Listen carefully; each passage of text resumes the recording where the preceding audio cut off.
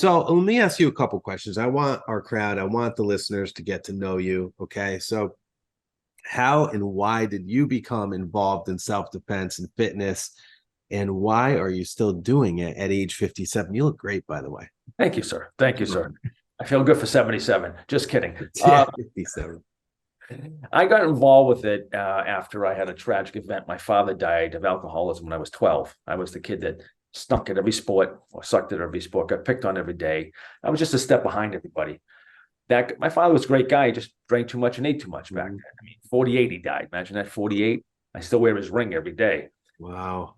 Close uncle talked me into taking karate, and I found out if you practice, you got better. That was kind of my first love.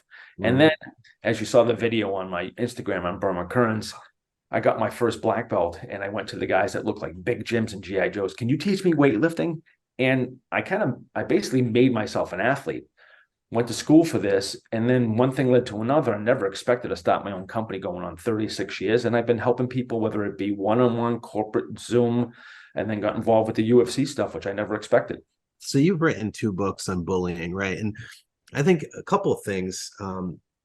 I can see, like, so as somebody who was bullied as a kid too, right? Like I can empathize with what kids go through, right?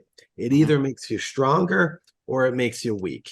Oh yeah. Right? You're either going to give into life and lay down, and if you do, I don't feel bad for you, or you're going to fight it and you're going to fight through it.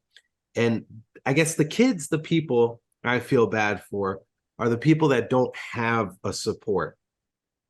But they need to know that there's places they can go, there's people they can speak with, and there's books they can read to get the right mental mindset to get through this. Why did you decide to write this book? It came to me because I said, a lot of people like yourself have helped me throughout my life. I wrote that book on anti-bullying, then I wrote the book on mental health and depression, going through that side of the thing too. We're going to recalibrate that book a little bit. The always pick last book, the first book, it spoke to everybody. Oh yeah, I would, every time people look at the cover, that was me, that was me, that was me. And I think everybody at some point goes through that. And I think whether you've gone through the bullying, depression, or mental health loop, the challenge, as you know, probably for everybody out there, is you feel like you're alone, but you're not alone. You're really not alone.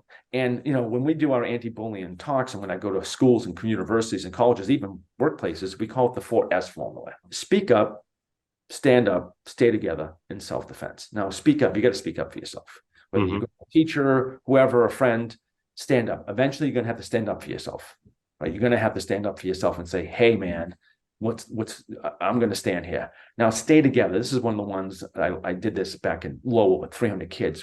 I reached out to them. I go, what do you like to do? I like swimming. I like horseback riding. We'll get with like-minded people. That's right. Stick with them. And then the last one is basically self-defense. Now, people get, I'll worry about self-defense and, what's self-defense? That means beat people up. I go, no, it's mental, emotional, and spiritual. Like, I've been training for 44 years. I teach people every day how to hit pads, Muay Thai, Filipino stick fighting. I teach all that stuff.